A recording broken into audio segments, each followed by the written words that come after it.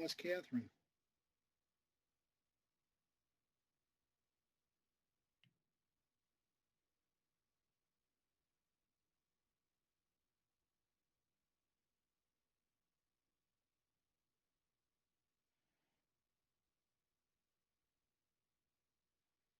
Well,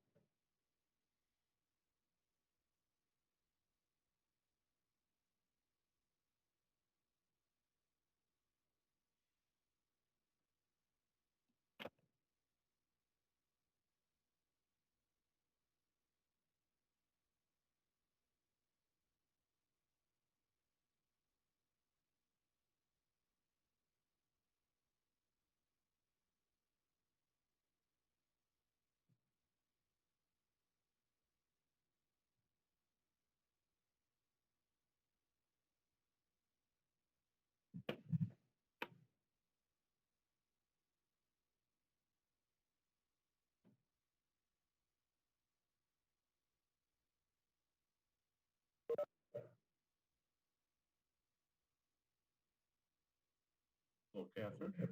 Hi.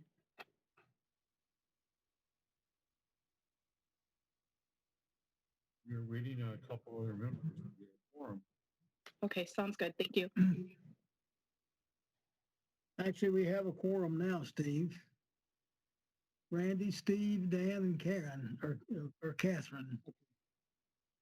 Yeah, we do. I'll give it a couple more minutes, Jack, before I start. Agree. You're the vice chair, right? Vice president? Yes.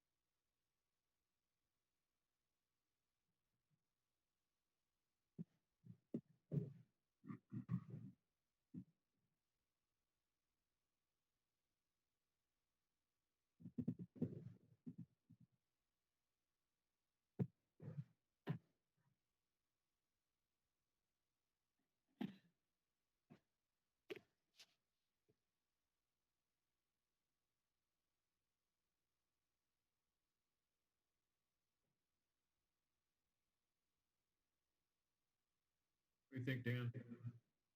I was gonna wait a little, we did a full 5 minutes, so I have 7:05. At 7:06, I'm gonna roll.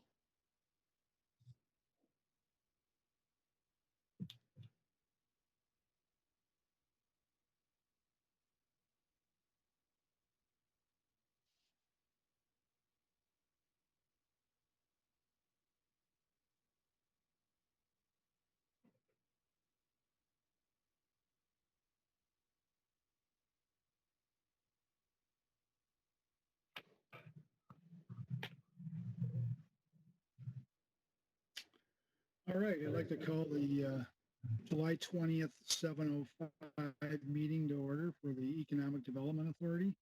Is there a motion to approve tonight's agenda? So moved.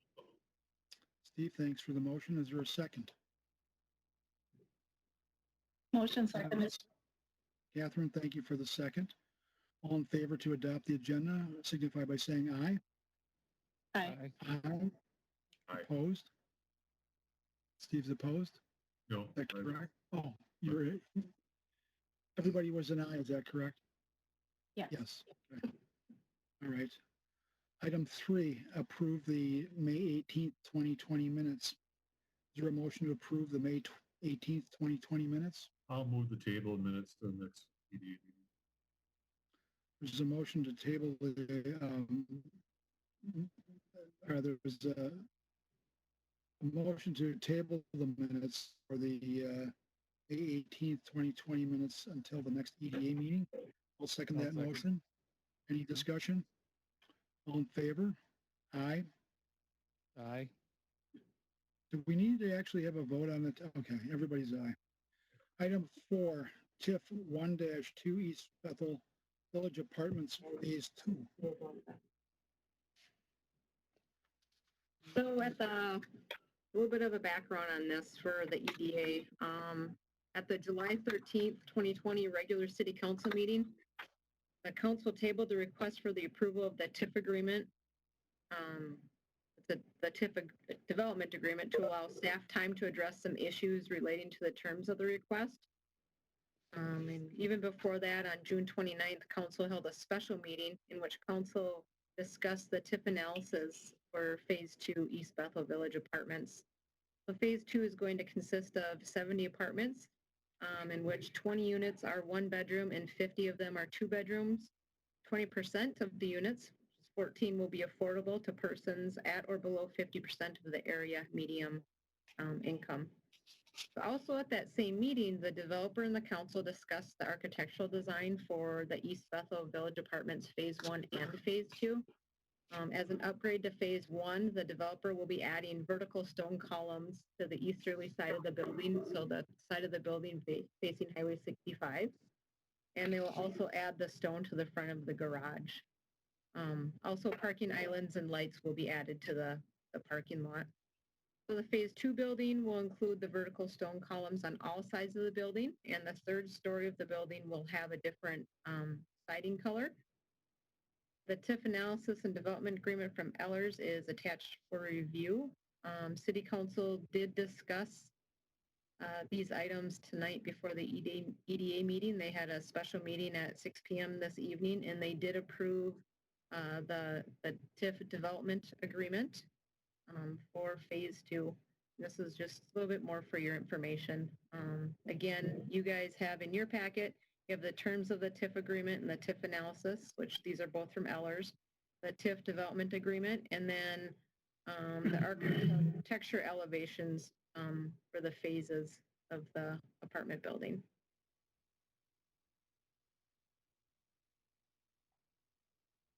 So that is,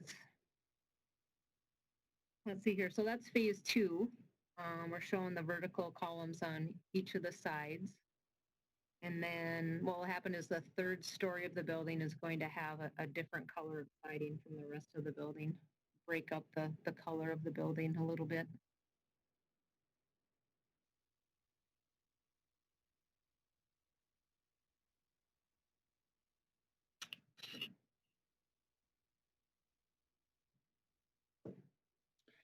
Does anybody have any input on the design?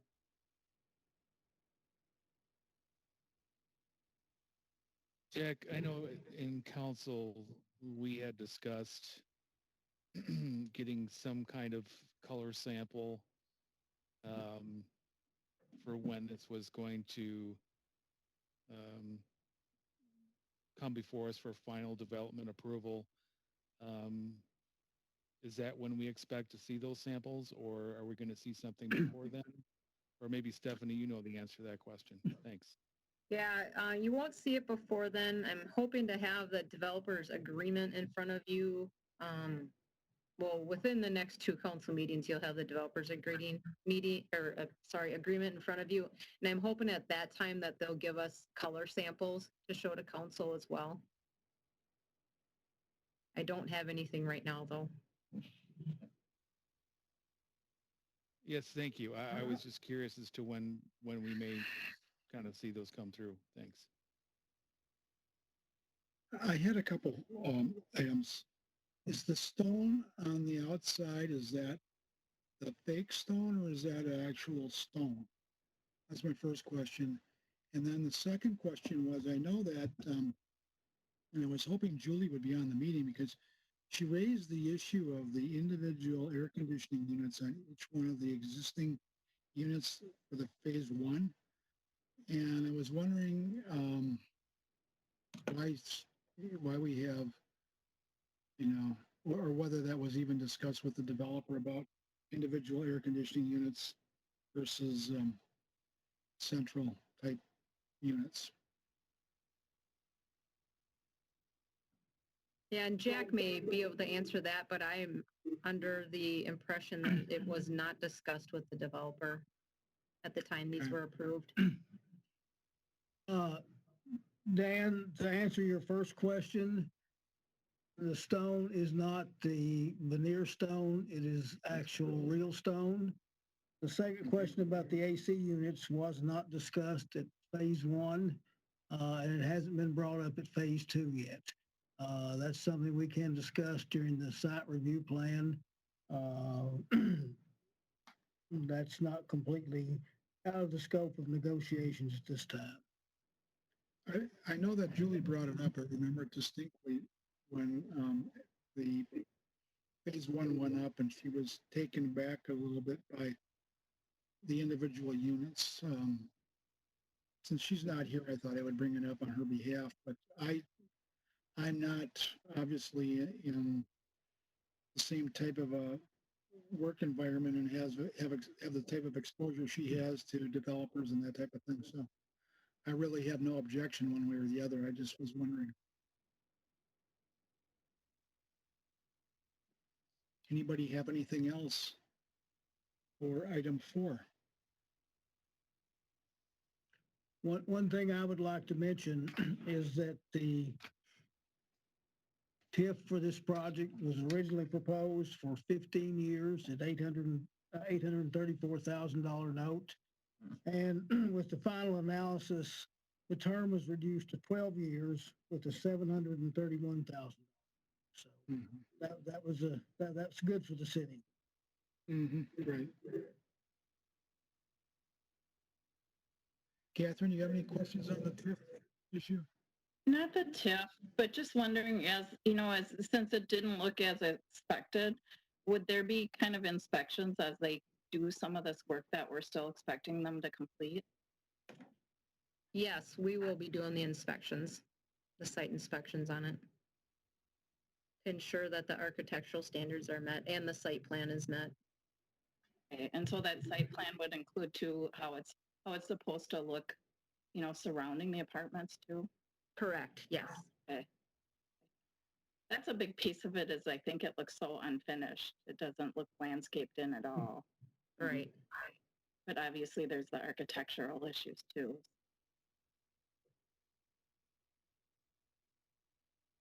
Randy, Steve, anything else? Okay. I'm good. Let's move on then to item 5, business activity report. So in your packet, you have a list of meetings, Could you hold on discussions. a second? Could you hold on a moment? Yes. I don't see Tom. Oh, Tom, I'm sorry. There you are. Tom, do you have any input on the item for the phase two? I came in at about halfway through the discussion. I'm just trying to get caught up, and no, I don't have any further questions. Okay, all right. Sorry, I missed you. Okay, item 5, business activity report. So some of the activities we've been working on, the preliminary and final plat's been submitted for the commercial development known as Stone Group Commercial. This is located in the southwest corner of 209th Avenue and Highway 65. And there's more an update from what you got in your report. So it consists of one platted lot and 2 outlots that can be further subdivided in the future. We're planning to have a public hearing on July 28th, so next week at Planning Commission. However, I'm working with the developer right now. It may be pulled off the agenda because we do know that there needs to be a variance for the one platted lot for the lot size. So I'm working with them right now and hopefully get that off the agenda and then have the preliminary plat, final plat, and the variance on the August 25th Planning Commission meeting. Then it'd go to City Council on September 10th.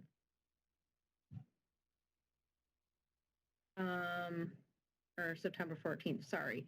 And then also Dollar General submitted their site plan, again, for that same development for Stone Group Commercial Development.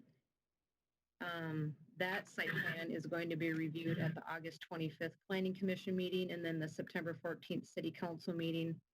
So again, for the plat too, we would have the preliminary plat, the final plat, the variance, and Dollar General all on the same meetings. So hopefully all goes well at the end of August. Then on June 8th, Council approved the Dollar General site plan located at 4849 Viking Boulevard. All the site grading work is completed and the building permit was just issued on Friday, July 17th. So should start seeing the walls going up very soon. It's my understanding that these buildings go up very quickly. So they want to be up and running here, within the next couple months. Gopher State Storage. They submitted a plan for an expansion of the self-storage facility located on Highway 65 in Sims Road. City Council approved that expansion on July 13th, so we'll see some more self-storage facilities. And then also we have another self-storage facility called Soda Storage, which is located on Highway 65 and 205th Avenue. That site plan will be reviewed at the July 20th Planning Commission meeting and then on to City Council on August 10th.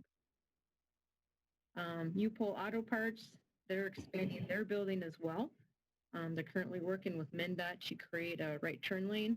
The site plan will go to the Planning Commission on July 28th and City Council on August 10th.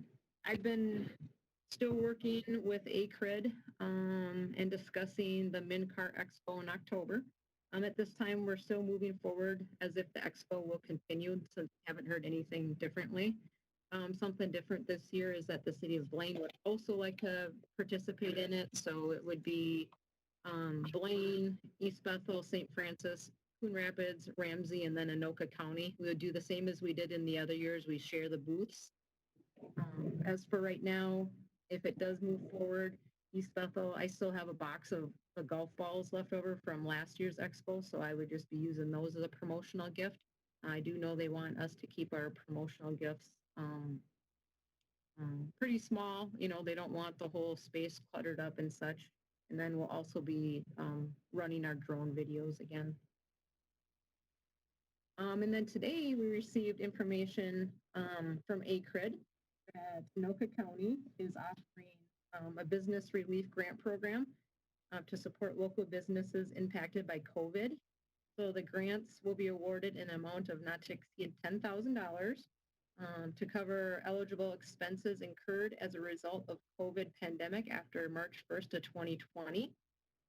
This is specifically for Anoka County, locally owned and operated businesses within Anoka County, where they employ 50 or less employees.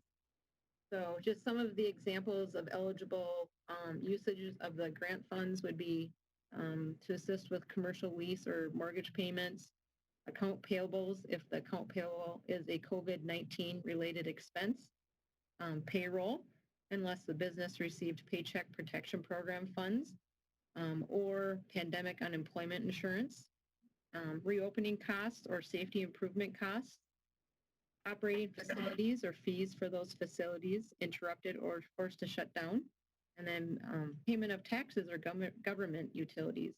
Oh, it says payment of taxes or government utilities or fees are ineligible. So you can't use it to pay your taxes or your utilities. So I got that information out to the East Bethel Chamber of Commerce today. They're going to send that out in the e-newsletter. And then between tomorrow and Wednesday, we'll be getting the information out just to all the other local businesses within the community. Just hopefully that some of them will be able to take advantage of that program. We met back in May. We had one discussion in regards to the expansion of broadband and high-speed internet service, but we haven't heard anything else on that. Staff did attend the Fiber Summit of the WebEx meeting.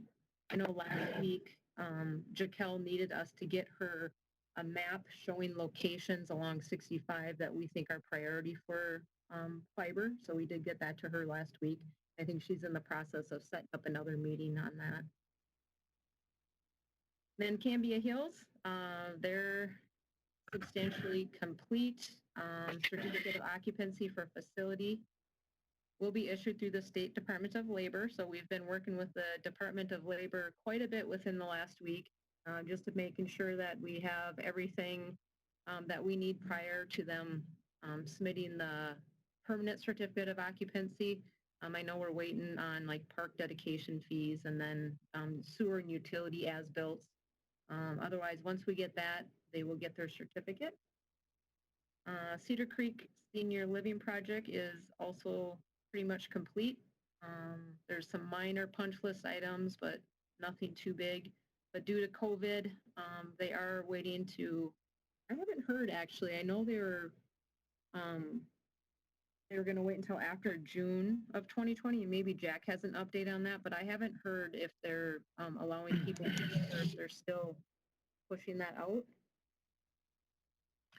There's no timetable for their opening Okay, at this time. okay. Viking Preserve, we have a few permits issued in 2020. There's still about 32 lots remaining in there. Jack, I don't know if you want to give an update on the Highway 65 Viking Boulevard reduced conflict intersection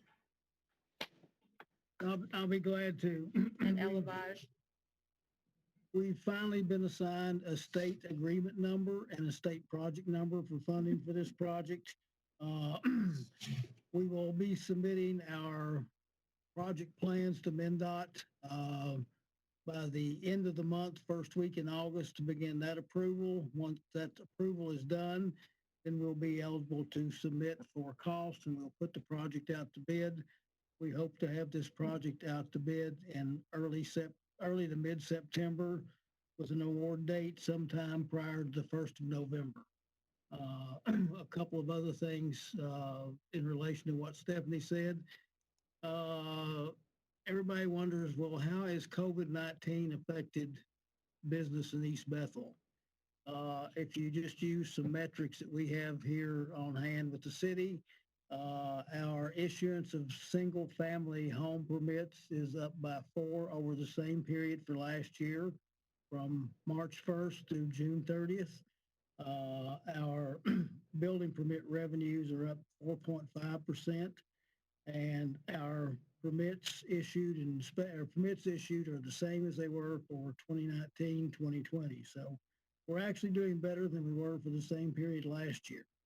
Also, one thing that we've noticed is the number of calls that we've received to the building department, community development department are up by almost 40% over what they were for the same period last year. So there's a lot of activity locally going on. We suspect a lot of it's due, some of it in part to people being at home, stimulus checks and things of that nature. But we're ahead of where we were last year in terms of building activity in the city.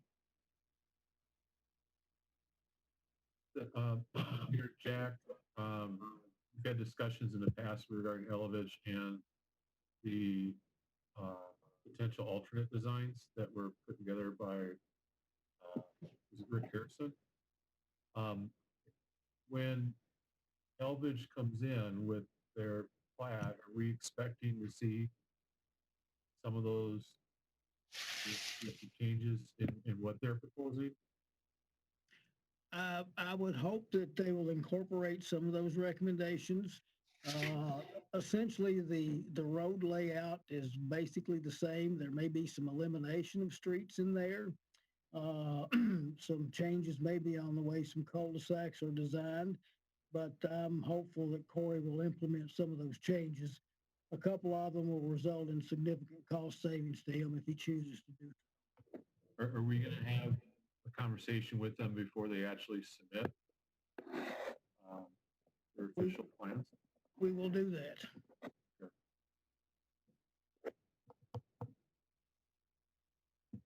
Anybody have anything for Stephanie? Stephanie, I've got a couple questions. The $10,000 for the Anoka businesses, when does that have to be submitted by? Do you have that date? I do not have a submittal date on it yet, no. Okay. Yeah, because it says applications will be accepted electronically during a 10-day time frame beginning at such date, that they don't have it on here. It's my understanding that the board is actually going to act on this. It was either July 27th or 28th to finalize it. Okay. And then I think right when they finalize it, it's good to go. People can submit for it. Okay. Great. The other question I had was, Jack, I looked at the Dollar General site on Viking, and it seems to have been built up quite a bit compared to the neighbor to the east. And I'm just wondering if, in fact, there's going to be some type of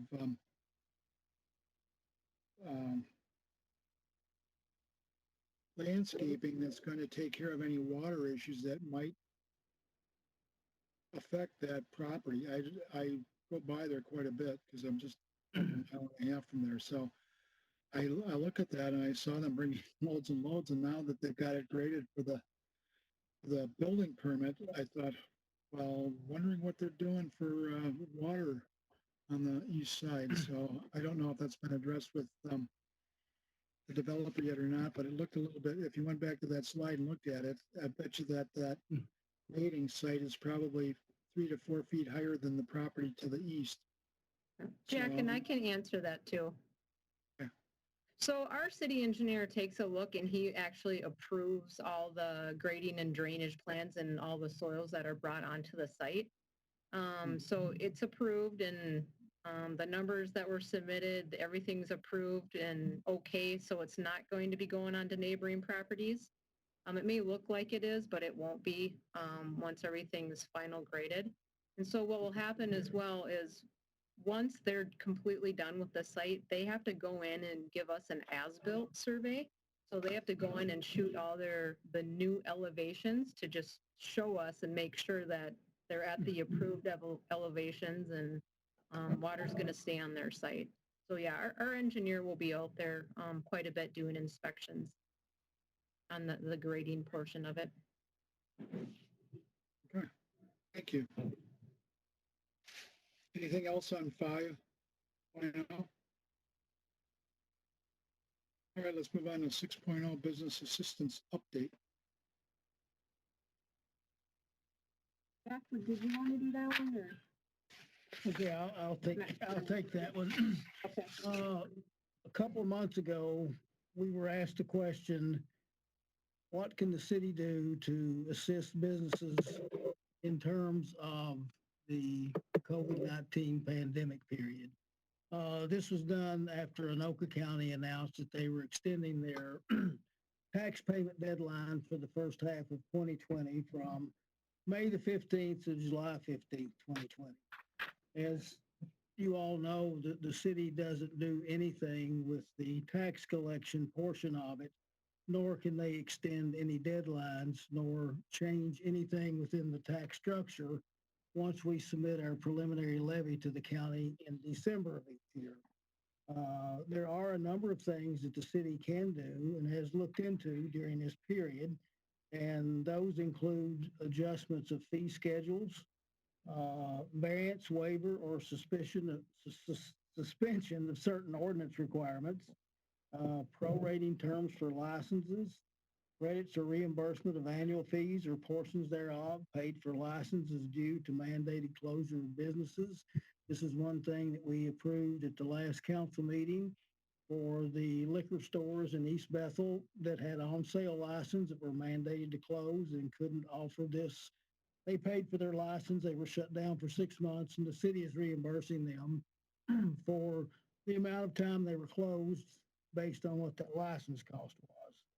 Other things that we can do are assessments over time for charges versus one-time payments, waive a reduction of building inspection and permit fees, extension of time limits for meeting city requirements. So there's a number of things that we can do within our own existing structure of fees, ordinances, and things of this nature to assist businesses. We've considered all these. There's one or two things that may come up with another business that is being considered. We're in discussions with them now.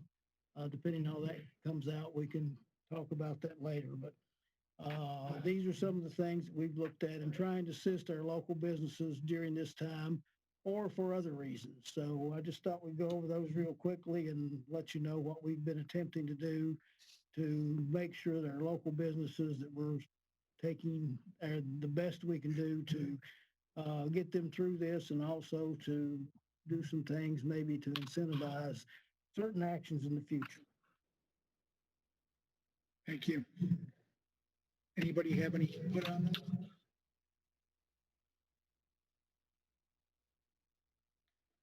Okay. I believe it's a good idea. Certainly, the recommendation is no actions required, but I would encourage city council to do everything they can to help the local businesses survive this and move forward with their business plans. All right, 7.0, city council reports. Steve? I don't have anything in particular. Oh, Brandy, if you've got anything to add. Well, I would just like to point out that both Stephanie and Jack have done an excellent job of pointing out basically all the points that I was going to be talking about, with all of the updates. The only other thing that I would mention is that, due to COVID-19, the city has had to, at least for a time being, close down City Hall. We have reopened business, but we still try to encourage people to do as much as they can online, email, or other means, if possible, in order to do business with City Hall. The other thing that we've been, kind of really watching closely is the fact that, we are having our meetings in this virtual venue as we have for quite some time now, and we considered recently whether or not we should go to live meetings, and that discussion, while I think we all would love to come back to have live meetings, because I think when we do, it does make for some better interactions when you're trying to discuss topics. But we also kind of realize that, the city, I think, has done a pretty good job of doing virtual meetings, and we still seem to be doing a pretty good job of accomplishing the goals that are set forth by the city. And so at this time, we've decided that we were not going to make that decision to go live yet at this time. I think it is something that we're going to have to continue on a monthly basis to reconsider and analyze whether or not that's a good idea. I think in particular that even if we did go back to live meetings, we're still kind of questioning how many people we could actually, fit into the chambers due to the current restrictions of how many people should be meeting together and the social distancing that is required. So we felt that again, that this time that we didn't really need to go back to those live meetings. So that's all that I have. Thanks. I'd like to add just one item under other. The East Bethel Chamber of Commerce Golf Committee has moved the golf tournament to September 11th at Hidden Haven, and flyers went out this weekend on the email list, but Stephanie, I don't know if we've gotten anything to carry yet for the newsletter, but if Tim's on his toes, which he usually is, he probably already talked to her, but just a heads up on that. Anybody have anything else? Well, All I right. will just add one other thing too. We were talking earlier about the senior living up building and when they would open. And at this time, I have not seen exactly when they are going to be opening, but they have made a post on Facebook that they are currently offering live tours. And so if you call them, they can set up a tour for you. I mean, the pictures that I've seen of the building are absolutely gorgeous. And so The building looks really nice. yeah, hopefully we can, get some views on that as well. So thanks. The building looks nice. It's landscaped in really nice. They have a gazebo and everything. So the outdoor it looks pretty ready to go from the outside. Mhm. Okay, anybody have anything else? Jack, there's a live baseball coming up here on Friday. The Twins are going to be playing the Chicago White Sox in Chicago. I just wanted to give you a heads up. Thank you, Dan. I've heard that rumor. Okay. With that, I'll entertain a motion to adjourn. I'll move that we adjourn tonight. Steve, thank you. Is there a second? I'll second the motion. Catherine, thank you for seconding. All in favor? Aye. Aye. Aye. Opposed? Motion carries. We're adjourned. Gary, thank you so much for hosting the meeting. Too bad Brian couldn't figure it out. Good evening. Thank you, everyone. Yeah, Yeah, thanks good evening. everyone. Good night, everyone. Enjoy your vacation, Steve. Yeah, be safe. Take care. Bye-bye.